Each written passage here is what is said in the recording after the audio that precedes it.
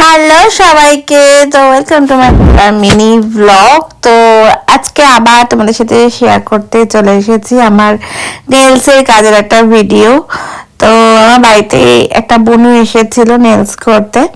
তো ফার্স্ট আমি নেলসগুলো লাগিয়ে নিয়েছি, অ্যান্ড শেপ করে নিয়েছি, অ্যান্ড দেন তারপরে জেল অ্যাপ্লাই করেছি, দেখতেই পাচ্ছ। অ্যান্ড এই আর্টটা করেছিল মারুন কালারের মধ্যে। তো তোমরা জানিও কেমন লাগলো।